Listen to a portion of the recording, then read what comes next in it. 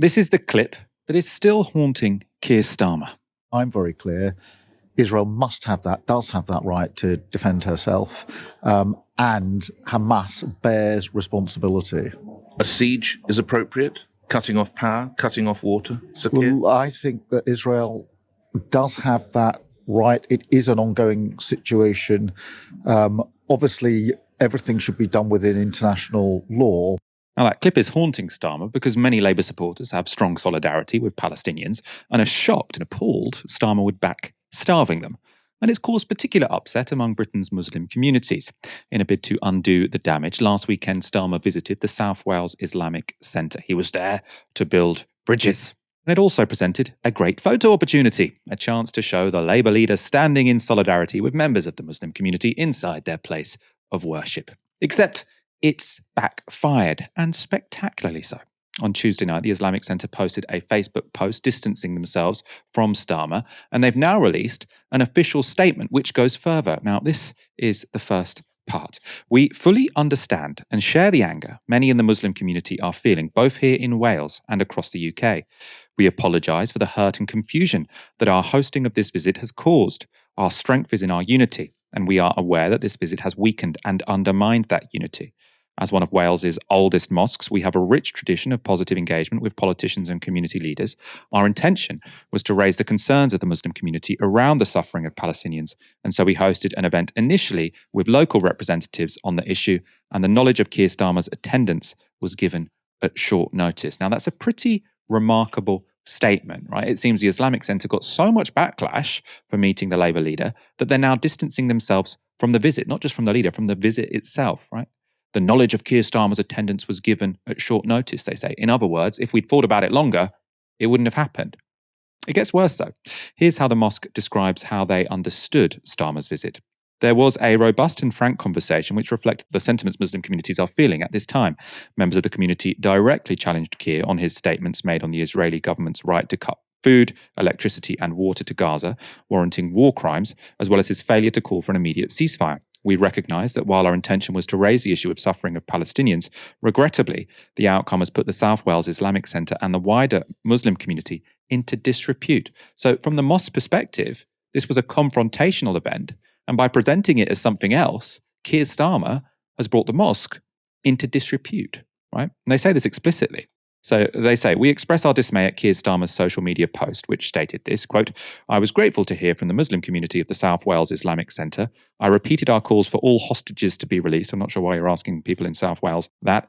More humanitarian aid to enter Gaza, for the water and power to be switched back on, and a renewed focus on the two-state solution. And then the mosque says, we wish to stress Keir Starmer's social media post and images gravely misrepresented our congregants and the nature of the visit. So both the photos and Starmer's statement were a grave misrepresentation of what happened on that visit. Now, it sounds a lot as if, understandably, these people feel used. And they aren't the only people of Muslim faith feeling deeply unhappy with Starmer. ITV's political correspondent Shahab Khan has reported this. Pressure piles on Keir Starmer. More than 150 Muslim Labour councillors have written directly to the Labour leader demanding he calls for a ceasefire in Gaza as backlash over his policy from within his party grows. Now, Shahab Khan has now tweeted an update to that figure. It's now risen to 250 Muslim Labour councillors demanding Starmer call for a ceasefire. Just as seriously, around 25 Labour councillors have resigned, and problems are brewing in Westminster too. Sky News reports that the Labour leader has been meeting with Muslim MPs over their anger at his stance on Gaza. And it's not just Muslim MPs who are finding Starmer's position increasingly untenable.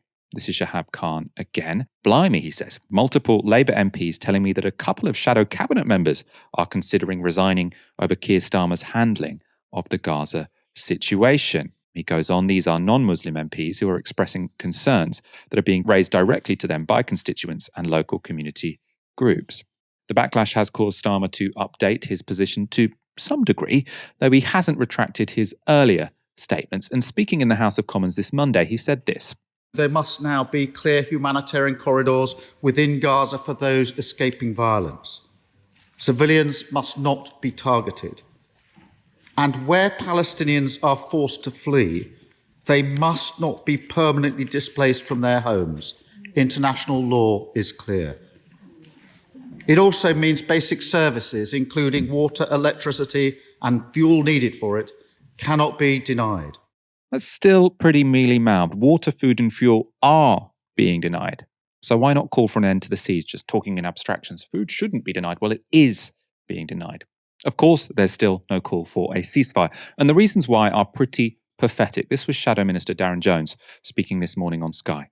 We've heard from Save the Children as well.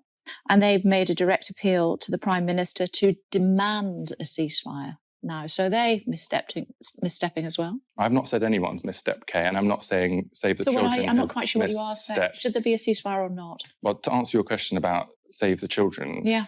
Again, I entirely empathise with their position. I mean, I watched the news last night of children being affected by this, and, you know, it's clearly deeply sad, and you don't want any child to be in that situation. And I understand, therefore, why they are calling for that.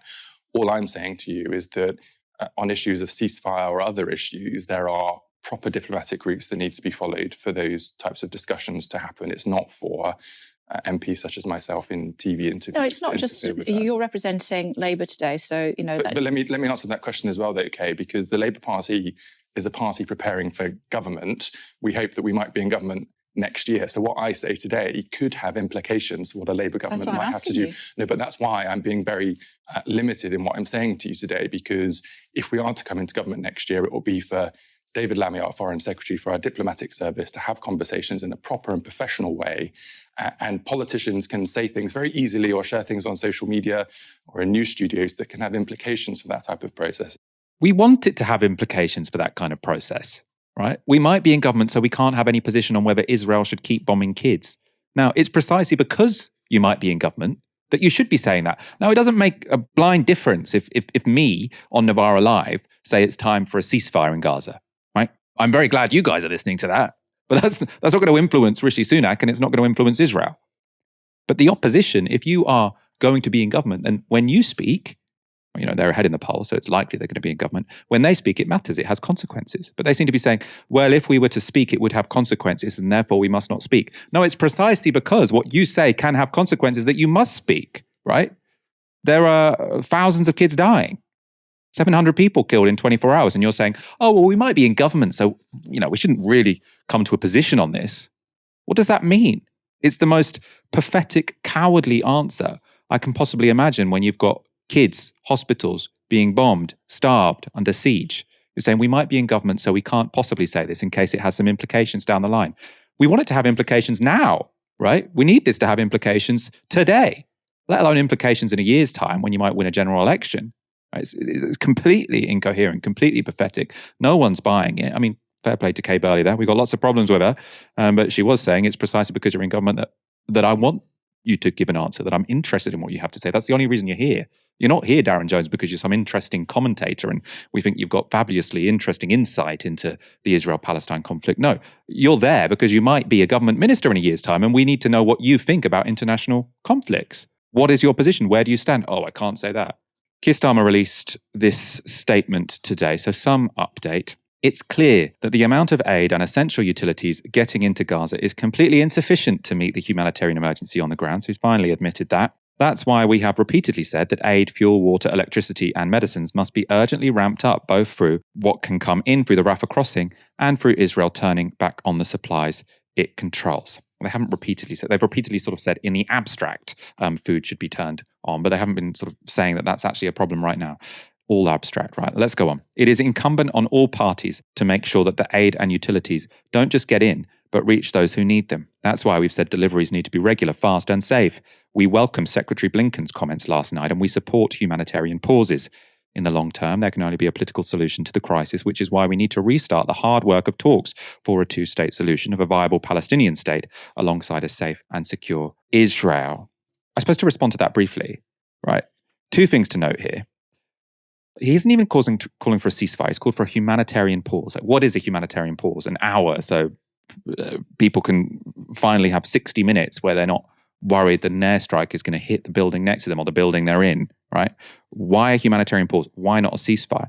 And also, he's only put this letter out after Rishi Sunak said he supports a humanitarian pause, after Secretary Blinken said he supports a humanitarian pause. So Keir Starmer is not only unwilling to lead public opinion. I mean, public opinion wants a ceasefire. He is waiting until Antony Blinken, the Biden administration, until EU diplomats, they're all now calling for a humanitarian pause. Rishi Sunak is calling for a humanitarian pause.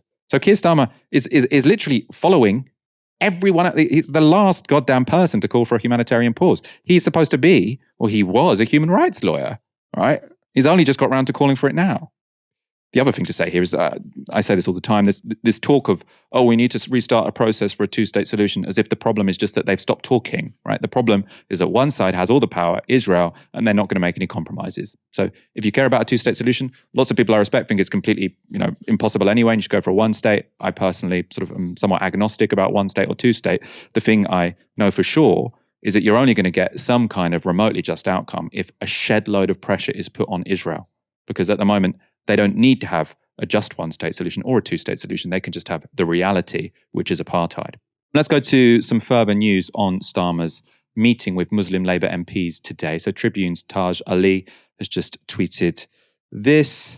I'm told Keir Starmer told Muslim MPs at a meeting earlier today that he refuses to apologise for his remarks on LBC, endorsing the collective punishment of Palestinians.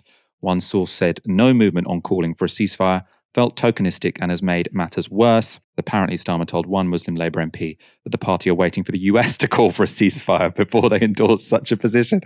What the hell? So Labour's foreign policy is literally now, they won't even consider anything before it's already US government policy.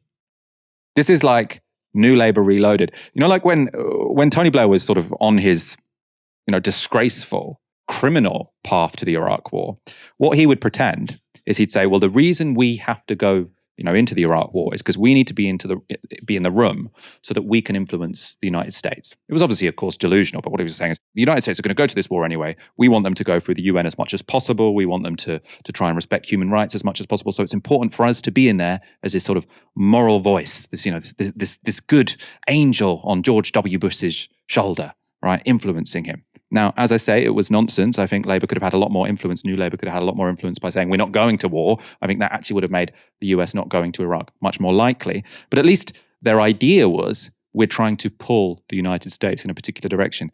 Keir Starmer is saying, oh, I'm just going to wait until the United States make a press release and then I'll make a press release saying exactly the same thing. What the hell is the point in that? My opinions on Keir Starmer, it's difficult for them to get much lower when it comes to this particular issue. They keep getting lower. Yeah, and before I go on specifically to Keir Starmer and talking about the implications that this might have for Keir Starmer, not that I really give a fuck, but it's not just a Muslim issue, and I think it's really important to not allow this to be framed as a religious issue. Of course, that the Palestinian cause holds particular significance, particularly for people from the region who are obviously majority Muslim.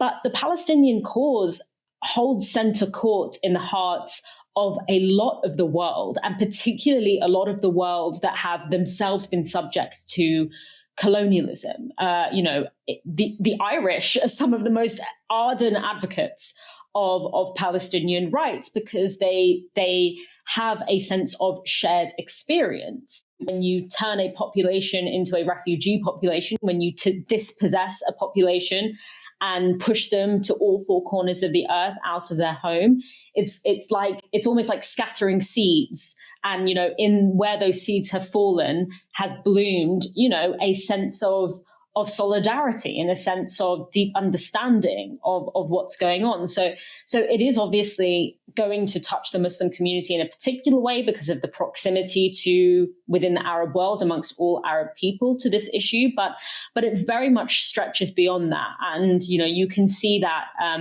on any Palestine demo. It's some of the most multi-racial, multi-ethnic, multi-religious, cross-age, cross-class, demonstrations that you can find. But back to the Labour Party. I mean, this is a classic Labour tactic. It's a classic Labour approach, which is to essentially see ethnic minorities as props. And they rely not on offering, and I'm talking about that at the leadership of the Labour Party level. There has been a long history in the kind of local politics level of genuine attempts to organise, to do anti-racist organising. But when we're talking about the leadership, it is pretty much an approach of we don't have to offer ethnic minorities in this country anything because the pitch that we're making is just that we're the lesser of two evils. Unfortunately, it doesn't get much worse than agreeing with the right of one state to cut off the electricity, food and water to a population that is 50% under the age of 15.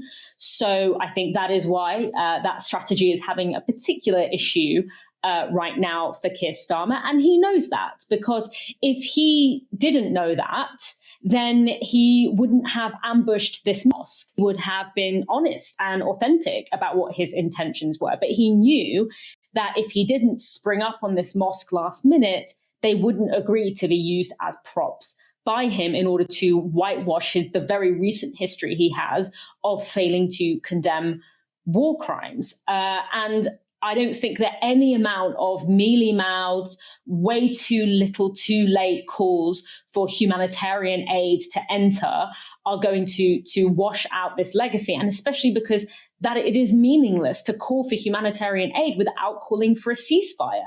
It's like repeatedly setting someone's house on fire and calling on some random abstract force to give them a bottle of water to deal with it. So, and without the call for a ceasefire, which is extremely popular amongst the British public, without the call, but they should call for it even if it wasn't popular. But without the call for a ceasefire, calls for humanitarian aid is just mealy-mouthed nonsense, because until you go to the root cause of why such humanitarian aid is needed, there's no point in simply letting few through trucks at the Rafah border when the dust settles on this, much in the same way that we look back in disgust at Labour MPs who cheerleaded the invasion of the Iraq War and how that's become a liability for so many. I mean, not enough of a liability, but has become a liability on their legacy.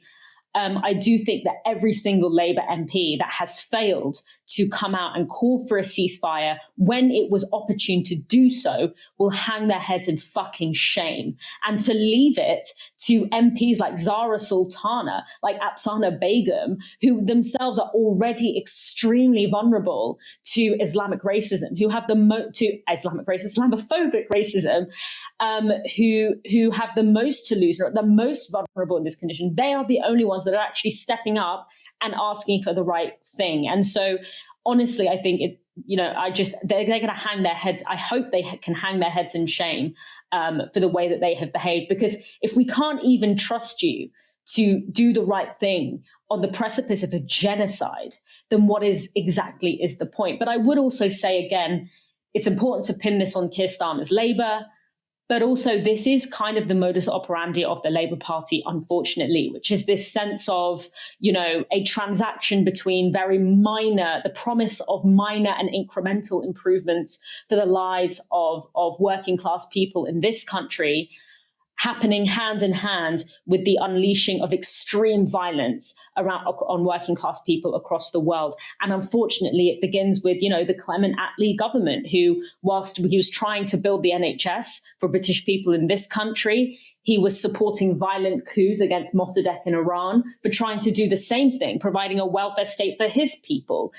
Same again when we look at Tony Blair, this idea of, a couple of Sure Start centres being seen as a reasonable transaction for, the killing of 1 million Iraqis. This is a kind of a problematic contradiction that exists within the history of the British Labour Party, even at what we as progressives or socialists in Britain might consider the zenith of the Labour Party, the peak of the Labour Party. This contradiction, this ultimate division of the working class across national and racial lines, has always been the case, unfortunately.